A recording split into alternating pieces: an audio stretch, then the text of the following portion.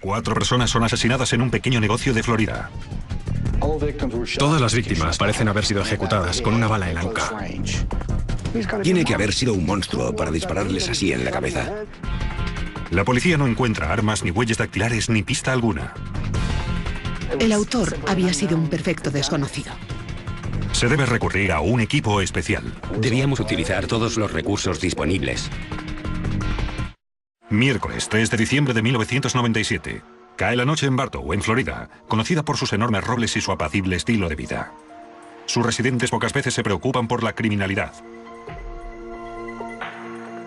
Pero mientras la ciudad se prepara para la noche, en el hogar de Frank Dosso, su esposa se siente embargada por una extraña intuición. Sabía que si no estaba en casa a las 6, algo grave había pasado. Sus hijas gemelas celebraban su 10º aniversario. Frank había prometido a su mujer que volvería a casa de la fábrica Erie a tiempo para la fiesta. Era cumplidor, el tipo de padre y marido que siempre hacía lo que prometía. Si había dicho que estaría en casa 1 hora, así iba a ser. Frank no es el único que se retrasa. Su hermana Diane y su marido George Patiso, que trabajan en la misma empresa, tampoco han llegado. Preocupados, Phil y Nicoletta Dosso, los padres de Frank y de Diane, deciden pasar por Erie para ver por qué se retrasan. En el interior de la fábrica harán un macabro descubrimiento. Phil Dosso llama al 911. 911, emergencias. Mi hija. Oh, Dios mío. Dios mío. No sé qué ha pasado. Sé que me puse a gritar. Me estaba volviendo loco. Me estaba volviendo loco. Mi mujer estaba volcada encima de mi hija. Gritaba a todo pulmón. Oh, Dios mío. Dios mío. El cuerpo de Diane Patiso fue descubierto por su madre. Se la puede oír gritando y llorando al fondo, mientras el señor Dosso llama al 911. Oh, Dios mío. Dios mío. ¿Ha apuntado la dirección? Siga hablándome.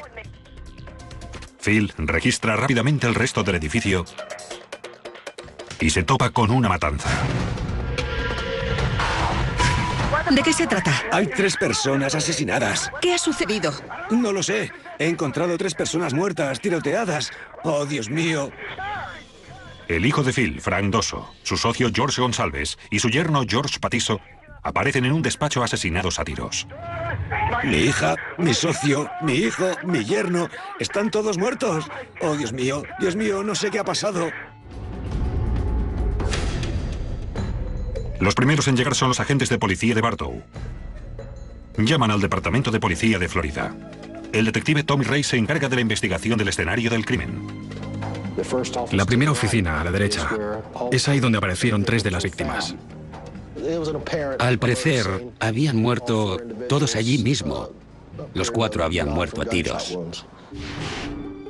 Era uno de los crímenes más horrendos jamás presenciados en Bartow. Al caer la noche, todo el pueblo sabía la noticia. La policía y los residentes temen que se trate de la mafia. A veces tenemos un asesinato, 1 o 2 al año, pero nunca habíamos visto crímenes como este, con 4 personas asesinadas. En esta ciudad puedes sentirte seguro cuando paseas, de día o de noche. Nadie esperaría ese tipo de cosas en una localidad como esta. Muy pronto el acontecimiento sacudió todo el condado, porque nadie sabía si se trataba de un acto deliberado, si esta familia, este grupo de la fábrica Erie, había sido víctima de un asesinato planificado por algún motivo desconocido. La empresa Erie Manufacturing era un negocio familiar que fabricaba sistemas transportadores para grandes almacenes y tintorerías. Phil Dosso y su mejor amigo, George Gonsalves, habían fundado la empresa 25 años atrás. En el último año, el negocio había iniciado un marcado crecimiento. El negocio estaba en plena expansión y cosechando buenos beneficios. El escenario del crimen parece indicar que se ha tratado de un atraco. Los cajones están vacíos y hay papeles por todas partes. Pero los investigadores descartan pronto esta teoría. Los casos de atraco habitualmente son en un lugar donde hay dinero en efectivo. Los atracadores buscan dinero en efectivo para utilizar sin problema, y aquí no lo había. Pero encuentran una intrigante pista. En esta zona de aquí había una silla de vinilo azul con huellas de zapatos. Y justo encima de la silla, una balda del techo estaba levantada, como si alguien se hubiera subido a la silla para subir luego al escritorio y sacar algo de la balda del techo. Durante las siguientes 24 horas, los especialistas forenses peinan el lugar de los hechos. Los investigadores esperan encontrar ADN, sangre o muestras de cabellos que les guíen hacia él o los asesinos. No aparece ningún arma, pero sí una docena de casquillos esparcidos. Había 12 casquillos, 11 del calibre 22 y uno del calibre 32, de una pistola semiautomática.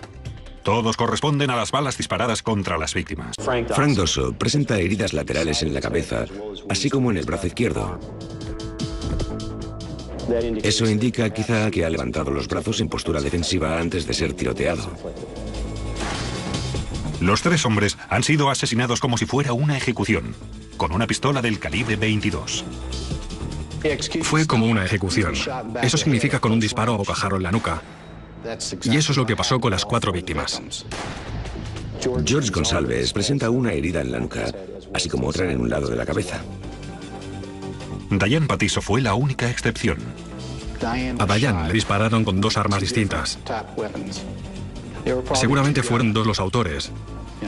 Uno le disparó con la pistola del 32, que fue la primera bala. Y luego, el que había matado a las otras 3 víctimas con la del 22, utilizó la misma pistola para disparar contra Diane, para asegurarse de que estaba muerta. Para los investigadores, los indicios señalan hacia una dirección. El estilo empleado, tipo ejecución, las heridas infligidas, todas las víctimas con una bala detrás de la oreja izquierda, eso sugiere que se trata de alguien con mucha sangre fría, como un asesino a sueldo. De entrada tuvimos la sensación de que se trataba de un asesinato por encargo. Si es un asesinato por encargo, la pregunta que se plantean los investigadores es ¿por qué? Recurren a las víctimas en busca de respuestas. En diciembre de 1997, la localidad de Bartow se ve conmocionada por una sangrienta matanza. 4 personas mueren asesinadas en las oficinas de un pequeño negocio. ¡Oh, Dios mío! No sé qué ha pasado. En busca de pistas para resolver el crimen, los investigadores estudian de cerca a las víctimas. El hijo de Phil, Frank, llevaba varios años trabajando en la empresa. Era el director comercial y el abnegado padre de 3 niñas pequeñas. Frankie era el mejor de los muchachos.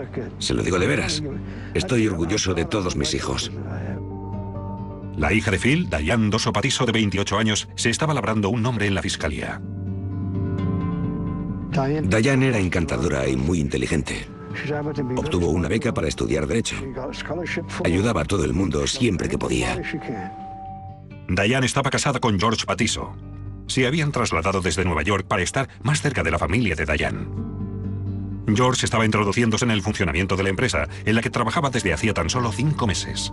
La 4ª víctima, George Gonsalves, era amigo y socio de Phil Dosso desde hacía 25 años. George Gonsalves estaba casado, su mujer se llamaba Ino y tenía 3 hijos. Era un hombre muy apegado a su familia, muy apegado a Ino, y ella dependía por completo de él. Aquí es donde estaban tumbados George Patiso y George Gonsalves, justo en el umbral de la puerta, como si hubieran intentado salir. Y aquí es donde se encontró a Frank Dosso. Los detectives se concentran en Diane.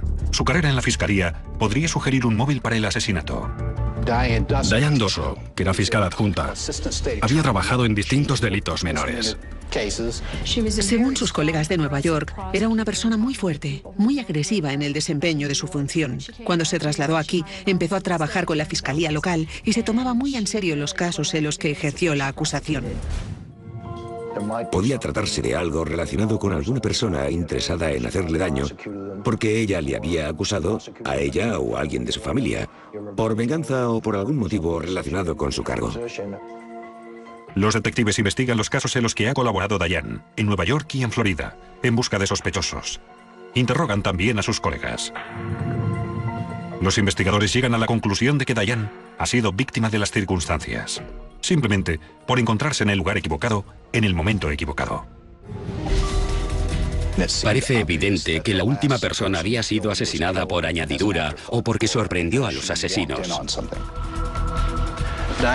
Diane estaba aquí. Le habían disparado 2 veces, una con un arma del calibre 32 y otra con una del calibre 22. Estaba con el torso tumbado en el umbral y las piernas ahí. Todavía llevaba las llaves del coche en la mano. Se cree que los asesinos pueden haber conocido a Diane Patiso. Si eres un asesino a sueldo de fuera de la ciudad, ¿por qué matarías a Diane? No sería nunca capaz de identificarte. Si eres un asesino profesional, ¿por qué no sales entonces corriendo por el pasillo dejándola atrás en vida?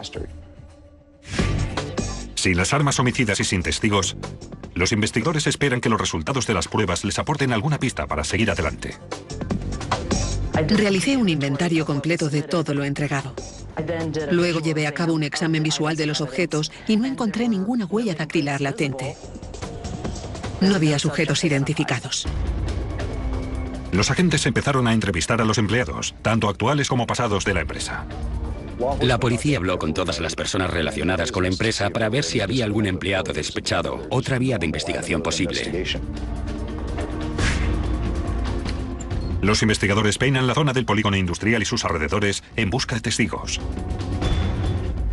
En realidad, un empleado de otra empresa de la misma calle nos dio un retrato robot de la persona que vio delante de la empresa el día de los homicidios. En busca de cualquier pista, el equipo investiga los asuntos empresariales de la fábrica Eri. No tardamos mucho en descubrir que uno de los antiguos socios había sido expulsado del negocio. Al principio, la empresa estaba en manos de 3 socios: Phil Dosso, George Gonsalves y Nelson Serrano. Nelson había sido el presidente de Eri y era una persona paradójica. Nelson era un hombre muy generoso. Siempre estaba dispuesto a ayudar con dinero, con su tiempo o simplemente su apoyo si alguien le pedía ayuda. Pero en Eri conocían una faceta distinta de Nelson. George y Nelson no se llevaban bien, ambos eran muy temperamentales. Nuestra investigación nos permitió descubrir que Phil Dosso era siempre el elemento conciliador entre los 3 socios. El conflicto entre los socios no era tan solo por sus personalidades. Phil Dosso y George Gonsalves habían descubierto que Nelson Serrano robaba la empresa. Descubrieron que había una suma de $247.000 en 2 talones distintos, que habían entrado en la empresa y que Nelson Serrano había depositado en una cuenta distinta, de la que ninguno de los otros 2 socios tenía conocimiento alguno. Entonces le echaron de la empresa, le expulsaron del negocio y pasó así de ganar casi $1 millón al año a no ganar absolutamente nada. El hijo de Nelson Serrano, Francisco, también fue despedido de la empresa. Francisco Serrano, que era el contable, se negaba a permitir que Phil Dosso y George Gonsalves, los socios de su padre, tuvieran acceso a los libros de contabilidad. Francisco fue despedido, expulsado de la empresa.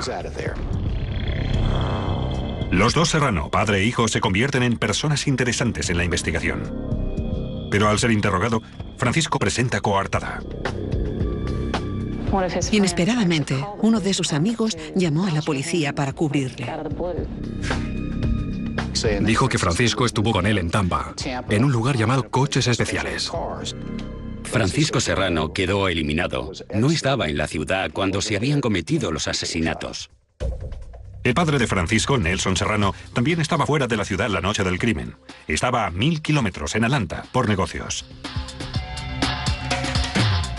Cuando la policía entró en contacto con él, regresó a Bartow y se presentó en comisaría el día siguiente diciendo que había estado en Atlanta, que había sufrido un ataque de migraña y había estado en su habitación de hotel.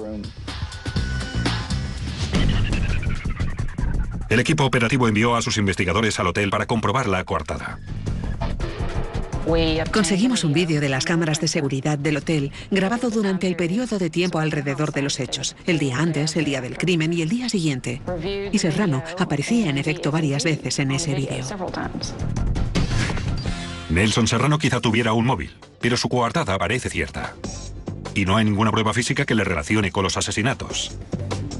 No había rastros de ADN, huellas dactilares ensangrentadas, ni nada parecido que pudiéramos relacionar con un sospechoso, ni cabellos ni fibras. Por lo tanto, estábamos atascados, con un móvil, pero sin los medios. Cuando no tienes testigos oculares ni pruebas forenses, y además es bastante obvio que no ha sido un atraco, sabes que te espera una larga investigación. Los investigadores no avanzan. Repasan todas las pruebas de las que disponen en busca de la pieza perdida. Y por fin la encuentran. Una pista que había pasado desapercibida y que permitirá resolver el caso. Han pasado 2 semanas desde los asesinatos de Diane Dosso Batiso, George Patiso, Frank Doso y George Gonsalves, en las oficinas de la fábrica Erie, en el centro de Florida.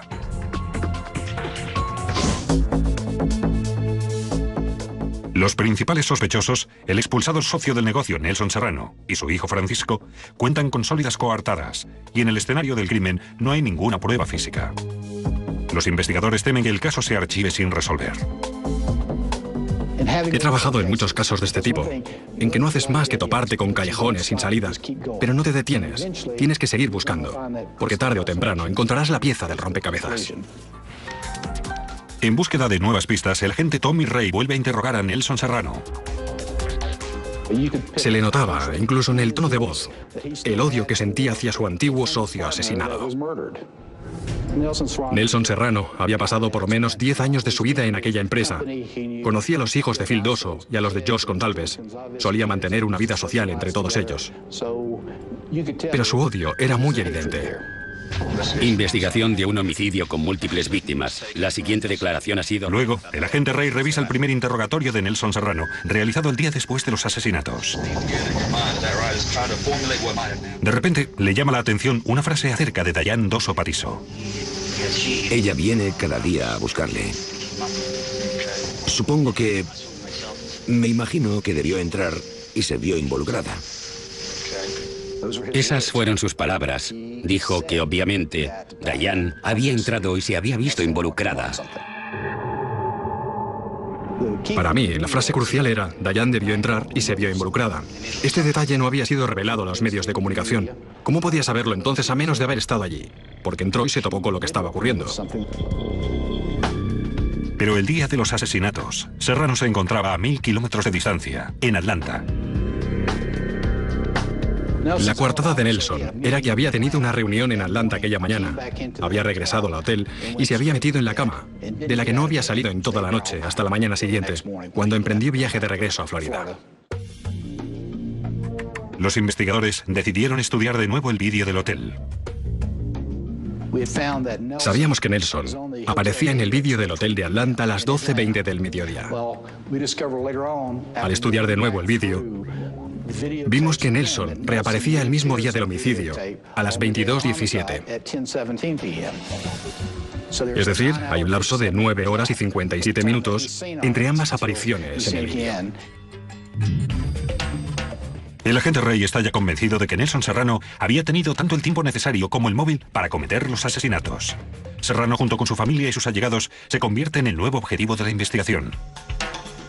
Pero el equipo operativo sigue careciendo de pruebas físicas incriminatorias.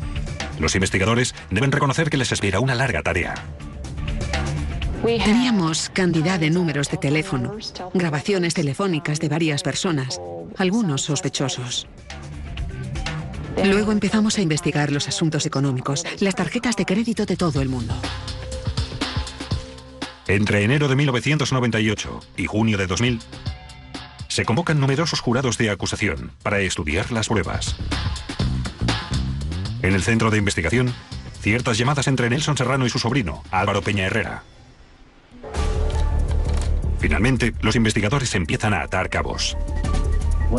Cuando estudiamos el día del homicidio, descubrimos que Nelson Serrano había llamado a su sobrino a las 8:03 de la mañana. La siguiente llamada telefónica fue la de Álvaro a la empresa de alquiler de coches Dollar Car en Orlando. Álvaro había alquilado un Nissan 200 SX en Orlando el día de los asesinatos y lo había devuelto al día siguiente en Tampa. ¿Lo había alquilado para sí mismo o para su tío? ¿Y por qué? Aquello nos puso enseguida en alerta. La policía empezó a vigilar a Álvaro. Durante un lapso de tiempo, una cámara estuvo tomando fotos de la gente que entraba y salía de su apartamento. Los investigadores registran el domicilio de Nelson Serrano.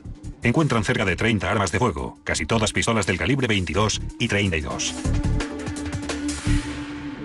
El 15 de junio de 2000 dan otro paso más. Nelson Serrano es detenido, acusado de robo, por los talones por valor de $250.000 que había ingresado 3 años antes sin que sus socios lo supieran. Cité a Nelson Serrano, a su mujer, a su hijo y a su sobrino ante un gran jurado. La estrategia consistía en detener a Nelson por el robo, pero dejar que todos los demás creyeran que le detenían por el asesinato. El mismo día, el agente Ray interroga en comisaría al sobrino de Nelson, Álvaro Peña Herrera. Su respuesta inicial fue que él no lo había hecho, que no sabía nada sobre el tema. Le dije que le estaba preguntando por un coche de alquiler. Y él dijo, ah, sí, alquilé un coche para un amigo mío. Y se inventó el nombre de ese amigo. Le dije, vale, vamos a llamarle por teléfono. Y él contestó, es que no me acuerdo de su número. Finalmente confesó y nos dijo que su tío le había pedido que alquilara el coche. Álvaro se derrumbó y dijo, bien, mi tío me dijo que necesitaba un coche para ir al encuentro de su amante brasileña. Los investigadores pronto desmontan la historia de la amante brasileña. En su opinión, Nelson Serrano utilizó el coche de alquiler para volver de Atlanta a Florida. Todos estábamos seguros de que Nelson Serrano había regresado y había cometido los asesinatos en persona. Ray y los demás investigadores necesitan ahora alguna prueba que confirme su teoría, a saber, que en el lapso de 10 horas, Nelson Serrano viajó de Atlanta a Florida y regresó a Atlanta el día de los asesinatos. Teníamos un problema. Comprobamos todos los vuelos durante ese periodo de tiempo. Incluso investigamos los aviones privados. Pero no hay constancia de que Serrano haya viajado en ninguno de esos aviones. Por fin, los investigadores están de suerte. En febrero de 2001, el agente Tommy Ray visita a Phil y Nicoletta Dosso. Algo que dice Phil pone en alerta a la gente. Durante aquella conversación, el señor Dosso me dijo que años atrás, Nelson le había contado en cierta ocasión que tenía un hijo ilegítimo llamado Juan Carlos Serrano. Pero cuando Wanda investigó el certificado de nacimiento de Juan Carlos Serrano, descubrió que el nombre de soltera de la madre era Gasío. De repente, Ray se da cuenta de que Serrano puede haber utilizado un seudónimo para ir y volver en avión. Wanda comprobó otra vez los nombres de los pasajeros en todos los vuelos y bingo, encontramos a un tal Juan Agasío, que debió aterrizar en Orlando a la hora perfecta. Creo que eran las 2:49 de la tarde. Descubrimos que el billete de avión se pagó en efectivo y que el viaje de regreso no fue utilizado. Al investigar en el aeropuerto de Tampa, aparece otro billete sospechoso, esta vez con destino a Atlanta, a nombre de un tal John White. El billete de John White había sido adquirido de la misma forma, en efectivo, y el viaje de regreso tampoco había sido utilizado durante el lapso de tiempo en el que pudo viajar hasta Atlanta. Los investigadores creen saber ya cómo Nelson Serrano había cubierto el viaje de ida y vuelta de Florida. Tienen la teoría de que Serrano, utilizando el nombre de Juan Agasío, había volado de Atlanta a Orlando, Florida, donde recogió un coche de alquiler.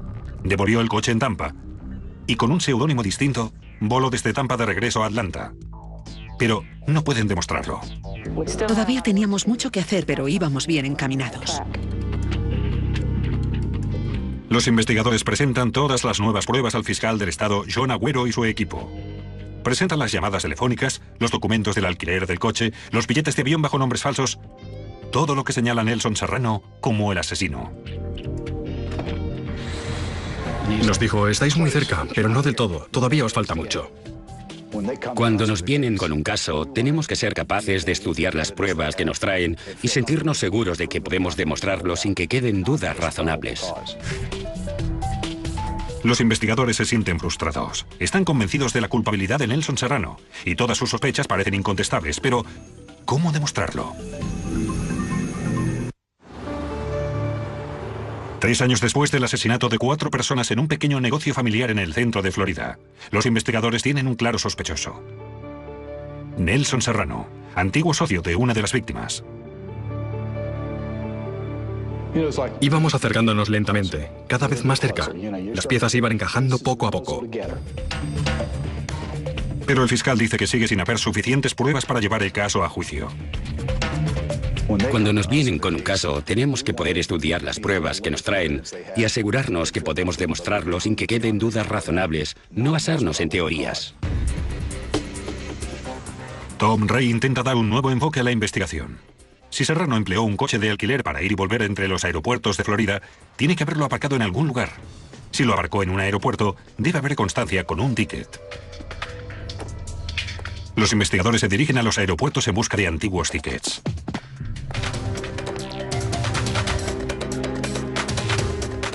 Estudiamos esos tickets y había miles de ellos, pero sabíamos el lapso de tiempo que buscábamos y estaban ordenados cronológicamente. Los investigadores dan con un filón. Bingo.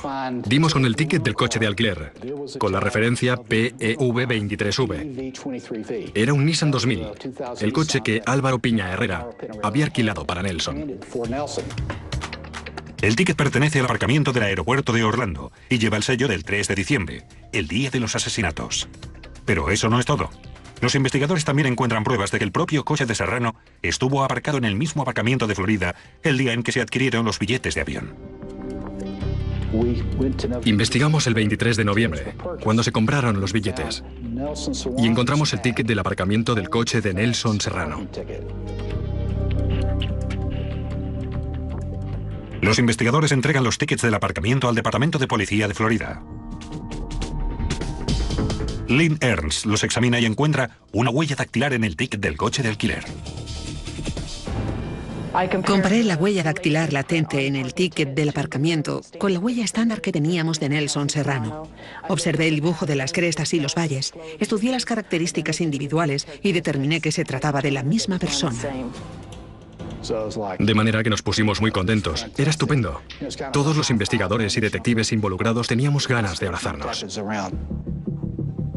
La huella dactilar en el ticket del coche de alquiler demuestra que Nelson Serrano estuvo en el aeropuerto de Florida el 3 de diciembre de 1997. Estábamos muy emocionados.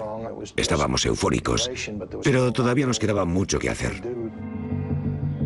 Los investigadores ya pueden presentar su caso. Establecen las actividades de Serrano cronológicamente. Sale del hotel en Atlanta hacia el aeropuerto a las 12:20. Sube al avión. Está de regreso en Orlando a las 14:41. A las 15:49 coge el coche de alquiler, con el ticket donde deja su huella dactilar. Se dirige hacia Bartow. En coche se tarda normalmente entre 1 hora y hora y cuarto. Hacia las 17:25, Serrano entra en la fábrica Eri.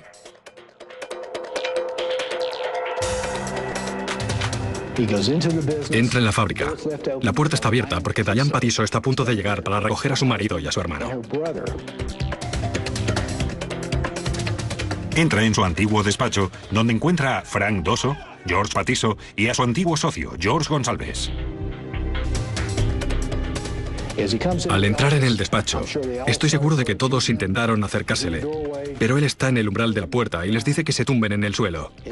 Y mientras obedecen, dispara contra George Gonsalves y George Patiso inmediatamente. Se derrumban. En cambio, Frank Doso está en otra parte del despacho. Él se le acerca y le dispara en la nuca.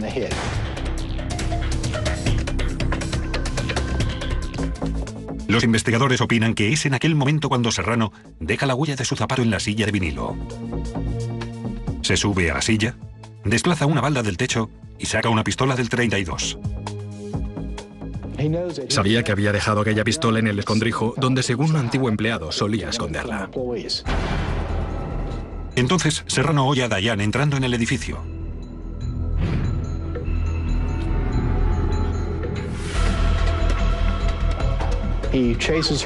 La persigue con la pistola del 32 y debe agarrarla del pelo, porque en la mano de la víctima se encuentran varios cabellos, como si ella hubiera intentado quitarle la mano.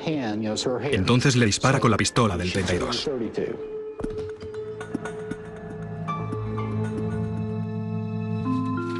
Serrano desordena la oficina para que parezca un robo y se marcha hacia el aeropuerto de Tampa. El avión sale a las 20:20 de la noche. Tarda 1 hora desde Bartow hasta Tampa. No lleva equipaje, por lo que consigue subir al avión y está de regreso en Atlanta a las 21:49. Es entonces cuando aparece en el vídeo del hotel, a las 22:17, tomando un café, hablando con la gente, como si no hubiera ocurrido nada. La cronología establecida convence al fiscal. Dijimos, ¿qué fecha prefiere para convocar al jurado? Ya podemos acusar al señor Serrano. En mayo de 2001, el gran jurado de Bartow, Florida, acusa a Nelson Serrano de 4 cargos de asesinato en primer grado. Tommy Ray vino a verme y me dijo, le han pillado, le han pillado, le han pillado. Por supuesto, todo el mundo dejó lo que estaba haciendo y se puso a llorar. Fue un alivio, de todas formas. Pero en esta investigación, nada sería fácil. Cuando por fin conseguimos procesarle, el problema fue que Nelson había huido a Ecuador. Huyó en cuanto se enteró de que su sobrino Álvaro Piña Herrera colaboraba con nosotros. Fue entonces cuando puso pies en polvorosa, como quien dice. Nelson Serrano se ha dado a la fuga. Un caso de asesinato en Florida se ha convertido ahora en una búsqueda internacional.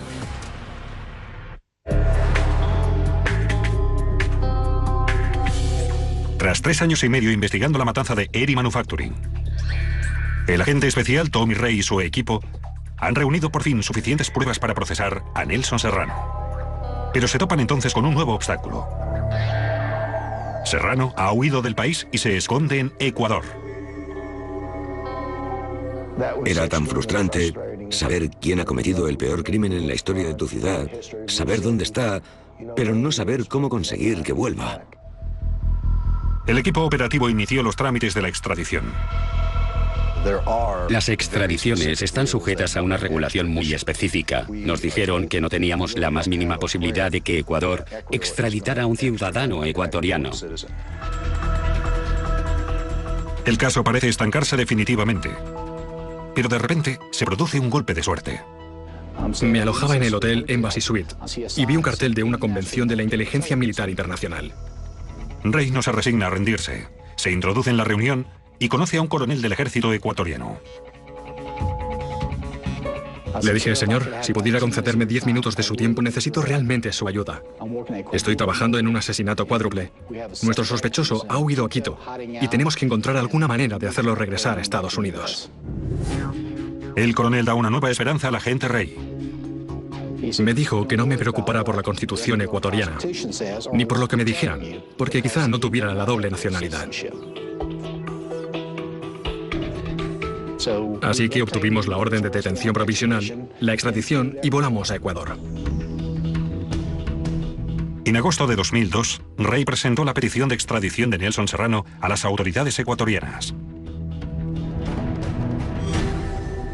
Al mismo tiempo, en Florida, la policía sigue buscando otras posibilidades para sacar a Serrano de Ecuador. El Departamento de Policía de Florida descubrió que a lo largo de los años, cada vez que el señor Serrano había entrado y salido de Ecuador, había utilizado para ello un pasaporte estadounidense, de manera que presentamos esas pruebas al gobierno ecuatoriano, que decidió que podíamos sacarlo de país puesto que era un ciudadano americano.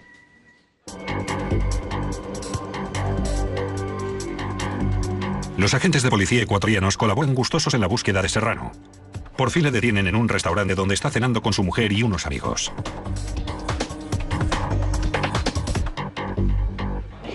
Fue arrestado y conducido a un centro de detención provisional. El 1 de septiembre de 2002, casi 4 años después del crimen, Nelson Serrano regresa detenido a Estados Unidos. Queda recluido en la cárcel de Bartow, Florida. Los investigadores tienen que decidir si acusarán también al sobrino de Nelson, Álvaro. Era un cómplice, potencialmente. Alquiló un coche para el autor material de los asesinatos y sabía lo que su tío se proponía. Mientras la policía estudia el alcance de la participación de Álvaro, la fiscalía acusa a Nelson Serrano con 4 cargos de asesinato. La acusación necesita ahora presentar unas pruebas tan sólidas como lo era la coartada original de Serrano. Finalmente, todo dependerá de una prueba física y una distribución temporal muy ajustada. Es una cadena de acontecimientos muy bien conectados que llevan hasta una conclusión inevitable. Casi 9 años después del asesinato de 4 personas en un pequeño negocio familiar en el centro de Florida, Nelson Serrano comparece ante el juez acusado de los hechos. ¿Reconoce la prueba número 209 de la acusación pública? Sí, señor, la reconozco. Un elemento crucial para la acusación es el vídeo de seguridad del motel de Atlanta donde se alojó Serrano. En una espectacular maniobra, la fiscalía utiliza la coartada de Serrano en su contra. Le dije al jurado, aquí tenemos a ese individuo con la misma ropa con la que se le ve en el vídeo a las 10 y pico de la mañana y a las 10 y pico de la noche.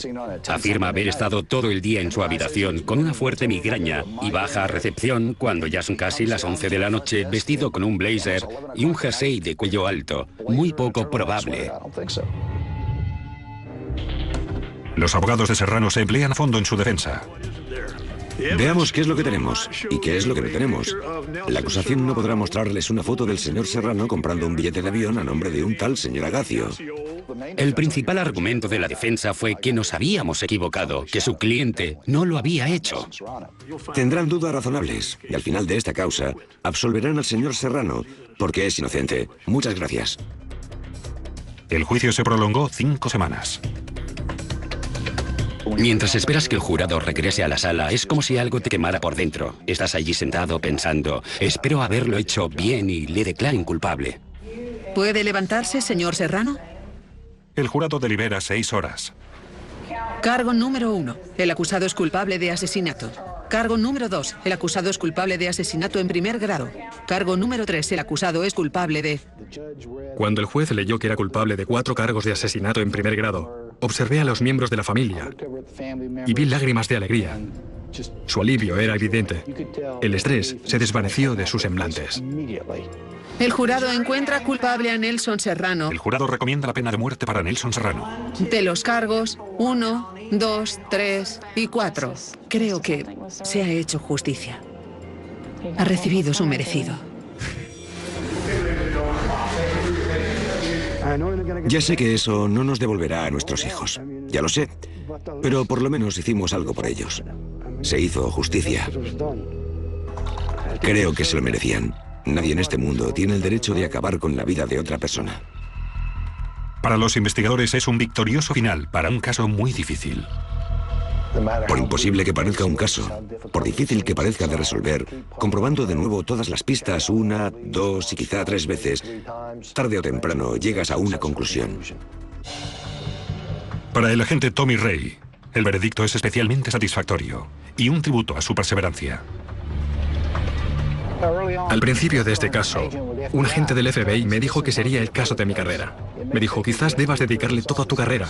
Y realmente tenía razón.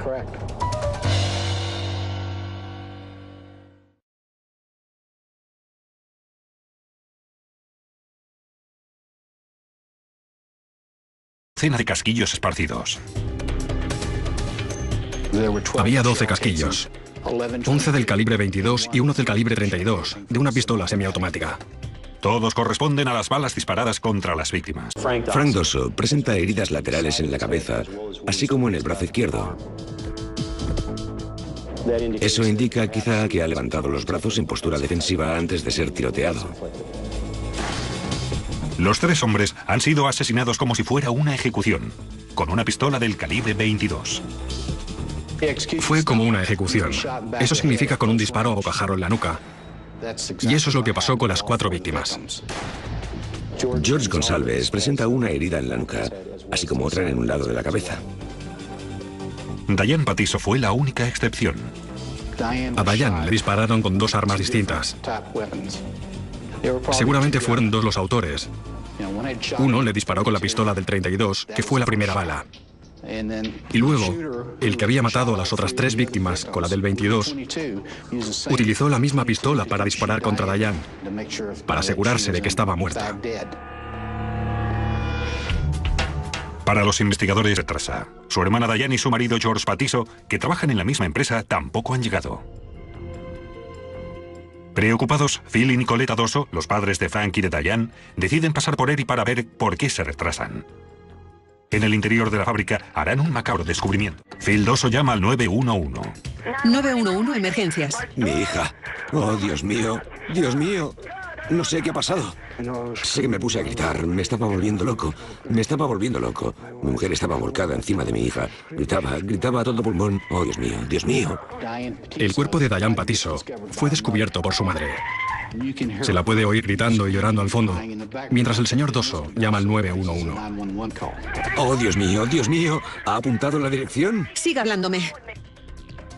Phil registra rápidamente el resto del edificio y se topa con una matanza. ¿De qué se trata? Hay 3 personas asesinadas. ¿Qué ha sucedido? No lo sé. He encontrado 3 personas muertas, tiroteadas. Oh, Dios mío. El hijo de Phil, Frank Dosso, su socio George Gonsalves y su yerno George Patiso aparecen en un despacho asesinados a tiros. Mi hija...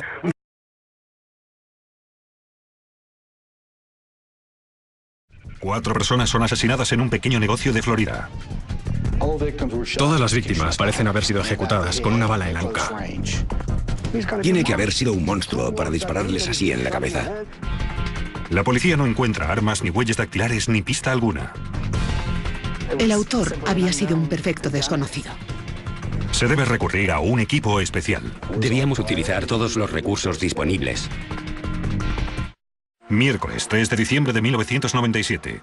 Cae la noche en Bartow, en Florida, conocida por sus enormes robles y su apacible estilo de vida. Sus residentes pocas veces se preocupan por la criminalidad. Pero mientras la ciudad se prepara para la noche, en el hogar de Frank Dosso, su esposa se siente embargada por una extraña intuición. Sabía que si no estaba en casa a las 6, algo grave había pasado. Sus hijas gemelas celebraban su 10º aniversario. Frank había prometido a su mujer que volvería a casa de la fábrica Erie a tiempo para la fiesta.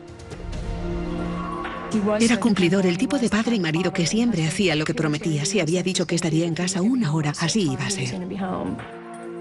Frank no es el único que se Mi socio, mi hijo, mi yerno, están todos muertos. Oh, Dios mío, no sé qué ha pasado. Los primeros en llegar son los agentes de policía de Bartow. Llaman al Departamento de Policía de Florida. El detective Tommy Ray se encarga de la investigación del escenario del crimen. La primera oficina, a la derecha. Es ahí donde aparecieron 3 de las víctimas.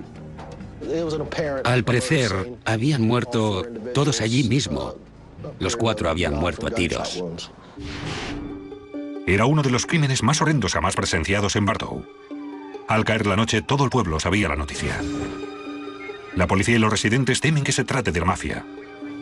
A veces tenemos un asesinato, 1 o 2 al año, pero nunca habíamos visto crímenes como este, con 4 personas asesinadas. En esta ciudad puedes sentirte seguro cuando paseas, de día o de noche. Nadie esperaría ese tipo de cosas en una localidad como esta. Muy pronto el acontecimiento sacudió todo el condado, porque nadie sabía si se trataba de un acto deliberado, si esta familia, este grupo de la fábrica Erie, había sido víctima de un asesinato planificado por algún motivo desconocido. La empresa Erie Manufacturing era un negocio familiar que fabricaba sistemas transportadores para grandes almacenes y tintorerías. Phil Dosso y su mejor amigo, George Gonsalves, habían fundado la empresa 25 años atrás. En el último año, el negocio había iniciado un marcado crecimiento. El negocio estaba en plena expansión y cosechando buenos beneficios. El escenario del crimen parece indicar que se ha tratado de un atraco. Los cajones están vacíos y hay papeles por todas partes. Pero los investigadores descartan pronto esta teoría. Los casos de atraco habitualmente son en un lugar donde hay dinero en efectivo. Los atracadores buscan dinero en efectivo para utilizar sin problema, y aquí no lo había. Pero encuentran una intrigante pista. En esta zona de aquí había una silla de vinilo azul con huellas de zapatos. Y justo encima de la silla, una balda del techo estaba levantada, como si alguien se hubiera subido a la silla para subir luego al escritorio y sacar algo de la balda del techo. Durante las siguientes 24 horas, los especialistas forenses peinan el lugar de los hechos.